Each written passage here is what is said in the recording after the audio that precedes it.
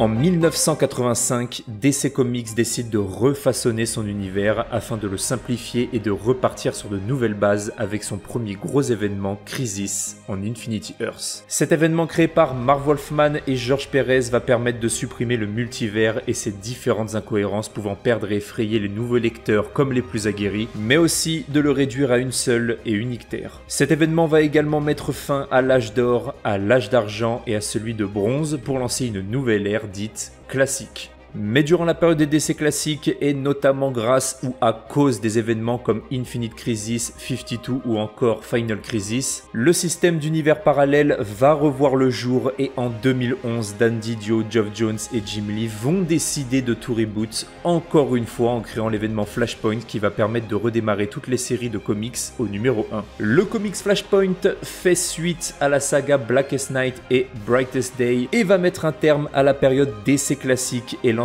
la période DC New 52 ou Renaissance en français. Et c'est Geoff Johns qui sera au scénario et qui va utiliser Flash, le petit Joker de DC, quand il s'agit de reboot son univers. Donc laissez-vous emporter par cette histoire et voyons ensemble comment Flash va réussir à changer une nouvelle fois l'histoire de DC Comics.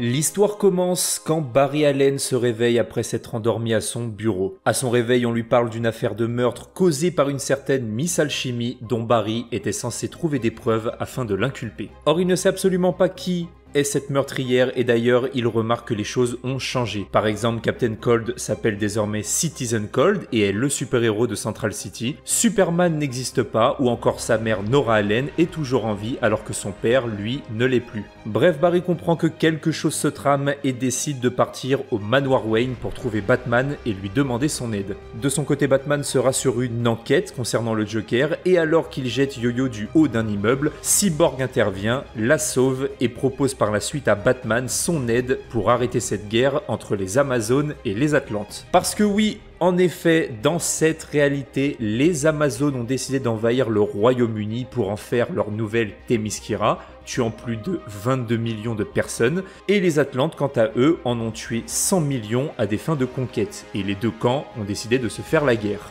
Bref, Batman va refuser et retourner à son manoir et en arrivant, il va tomber sur Barry. Batman, le voyant comme un intrus, va l'attaquer et essayer de le tuer, mais Barry va tenter de le calmer et lui expliquer qu'il est son ami en l'appelant par son prénom, Bruce. Or, le Batman de cet univers n'est autre que Thomas Wayne et non son fils qui a été tué à sa place. Batman furieux va continuer à attaquer Barry en lui demandant qui il est, comment il connaît le nom de son fils et ce qu'il fait dans la Batcave. Barry va alors lui expliquer que dans son univers, il est Flash, l'homme le plus rapide du monde, que Bruce est vivant et que c'est lui, Thomas Wayne, qui est mort à sa place. Pour appuyer ses dires, Flash va lui présenter sa bague et en sortant son costume, il comprend qu'il a été piégé par Zoom, qui l'a certainement envoyé dans ce monde. Batman va alors accepter d'aider Flash à retrouver Zoom et rétablir l'histoire, mais avant, Barry aura besoin de retrouver ses pouvoirs. Ils vont alors aller sur un toit et Barry va essayer de reproduire l'accident qui lui a permis d'avoir ses pouvoirs, mais au moment de l'éclair, Barry tombera dans les bras de Batman,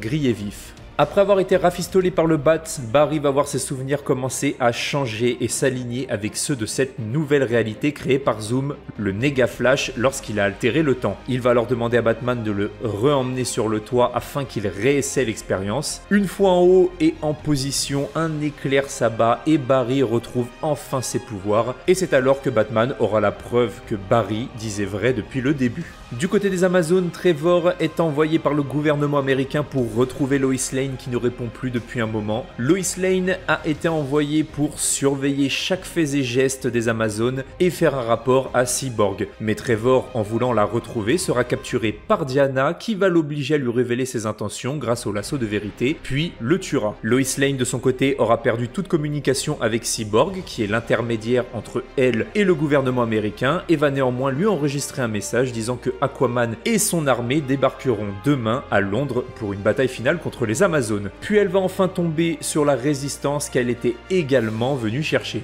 De retour du côté du manoir Wayne, Flash guérit mais pas assez vite à son goût et plutôt que de porter le costume jaune qui a été placé dans sa bague, il va en fabriquer un nouveau dans la Batcave.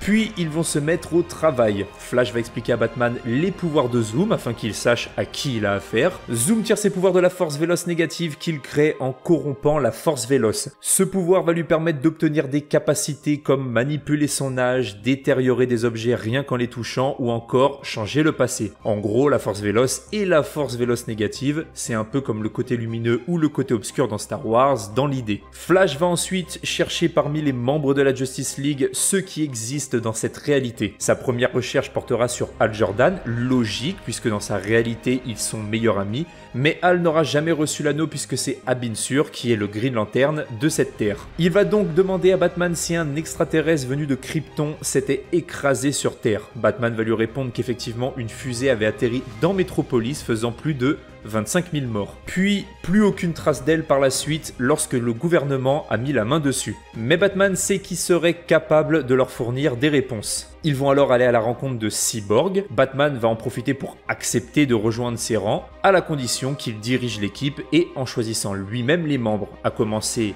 par Flash, puis l'alien qui s'est écrasé à Metropolis. Batman va demander à Cyborg de pirater donc les archives du gouvernement afin de retrouver cette fusée. Après quelques recherches, Cyborg va leur expliquer que la fusée a été transférée dans une installation souterraine secrète à 3000 mètres sous la surface de Metropolis. Le projet se nomme Superman, puis après avoir donné ces informations, Cyborg va guider Batman et Flash jusqu'à cette base secrète. Arrivé sur les lieux, Batman va neutraliser les deux gardes, puis Cyborg va ouvrir la porte. À l'intérieur, ils vont trouver un Superman pâle, faible, qui n'aura jamais vu le soleil. L'ouverture de cette porte va également déclencher l'alarme et nos amis vont fuir, puis une fois dehors seront encerclés par les forces de l'ordre. Le soleil va rendre ses pouvoirs à Superman qui va s'enfuir laissant Flash, Cyborg et Batman. Ils auront du mal à repousser les assauts des gardes jusqu'à ce qu'ils soient secourus par Elemental qui va décider de rejoindre leur équipe. Barry quant à lui va replonger dans une crise où il va voir ses souvenirs changer et se synchroniser avec ceux de cette nouvelle réalité, mais il sera aidé par Batman qui va lui injecter de la phénitoïne sodique,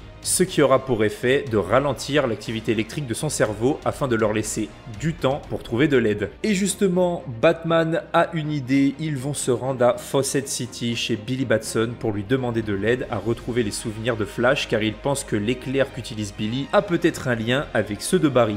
Billy va alors toucher Barry et il va avoir des flashs de son monde et alors que Billy lui demande pourquoi il est venu, est-ce qu'il est là pour les aider car voyant que dans son univers Flash avait une belle vie, les informations émises par la télé vont révéler que des avions de l'armée américaine chargés de bombarder les Atlantes ont été neutralisés par un tsunami gigantesque et parmi les premières victimes, Hal Jordan qui commandait le bataillon. Cette info va faire réagir Flash qui va décider de lancer l'offensive en allant sur les lieux du conflit, emmenant avec lui Billy et sa bande, Elemental, Cyborg, Enchantress et avec un peu de difficulté, Batman. Ensemble, ils embarquent dans un avion et partent en direction de Themyscira. Sur les lieux, Aquaman se livre en duel contre Wonder Woman qui, d'après les dires d'Arthur, aurait tué sa femme et aurait gardé son casque en trophée. Mais nos héros vont interférer leur combat et Cyborg aura pour but de trouver l'arme ultime des Atlantes pendant que Flash essaiera de raisonner Aquaman. Mais Enchantress, qui était l'espionne cachée de Wonder Woman, va trahir le groupe et à l'aide de ses pouvoirs va détransformer Shazam permettant à une guerrière amazone de le tuer. C'est alors que Zoom fait son apparition devant un Flash démuni et triste d'avoir emmené un gamin au front pour se faire abattre. Alors que la bataille finale fait rage, le professeur Zoom maîtrise Flash sans grande difficulté. Enragé, Barry exige de savoir ce que Zoom a fait au flux temporel pour avoir créé un tel monde. Mais son pire ennemi rétorque à la surprise de Barry qu'il n'a absolument rien fait. En effet, Zoom révèle que c'est Barry qui, alors qu'il se recueillait sur la tombe de sa mère, a créé cet univers en remontant dans le temps et en essayant de l'empêcher de tuer sa mère. Durant cet effort, Barry a dû aspirer toute la force véloce nécessaire et ça aurait brisé le cours de l'histoire, provoquant l'apparition de ce monde, le Flashpoint. Suite à cette révélation, Barry se libère de l'emprise de Zoom et les deux commencent leur combat avant que Batman ne les arrête. Thomas Wayne pense que tout peut être encore réparé s'ils parviennent à supprimer Zoom de l'équation. Mais il se fera instantanément one-shot par celui-ci. Zoom révèle révélera ensuite à Barry qu'alors qu'il était en train de parcourir le flux temporel, Flash l'a altéré, transformant Zoom en un paradoxe vivant, le libérant des entraves de l'histoire. Ce qui veut dire que peu importe le passé, le futur ou encore le présent, Zoom sera toujours là.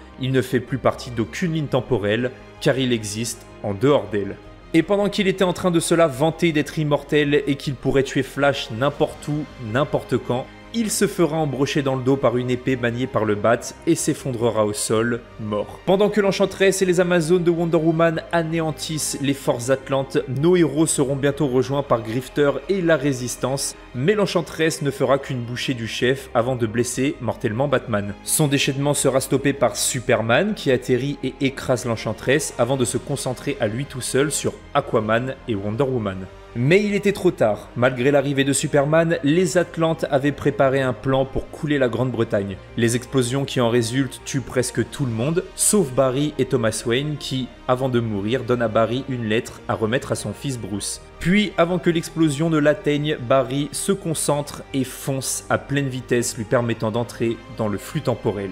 Mais Barry sera tellement préoccupé par sa mère qu'il va être projeté jusqu'à elle. Il va alors lui expliquer que tout est de sa faute et qu'il aimerait sauver tout le monde, y compris elle, mais que pour retourner dans le passé, il a besoin d'une machine appelée le tapis roulant cosmique. Sa mère suppose qu'il a été envoyé ici car toutes ses pensées sont tournées vers elle et lorsqu'il veut entrer dans le flux temporel, il sera à chaque fois automatiquement redirigé devant sa porte, comme par un paratonnerre. Mais si Barry se concentre suffisamment sur lui-même, alors il pourra retourner dans le temps au bon moment pour s'empêcher d'aller sauver sa mère. Barry va alors foncer de toutes ses forces jusqu'à atteindre son double afin de l'empêcher de sauver Nora Allen, mais le fait de toucher l'autre Flash va le faire fusionner et va créer une fissure dans l'espace-temps, lui faisant apparaître 3 lignes chronologiques qu'il va réussir à refusionner à l'aide d'une entité appelée Pandora. Après ce reboot de l'univers, Barry se réveille une nouvelle fois à son bureau et part immédiatement en direction de la Batcave pour retrouver le Batman, le vrai, celui qu'on connaît tous. Barry va lui transmettre la lettre écrite de son père et à la lecture de celle-ci, Bruce, les larmes aux yeux, va remercier Barry pour ce cadeau. Voilà les amis, ce premier gros événement de la période New 52 est maintenant terminé. J'espère qu'il vous aura plu et si vous avez la flemme d'acheter le comics ou de le lire, vous pouvez toujours aller regarder l'OAV qui est vraiment très bon. En tout cas, n'hésitez pas à vous abonner, liker et partager. Et je vous dis à la prochaine pour une prochaine vidéo. Prenez soin de vous, allez.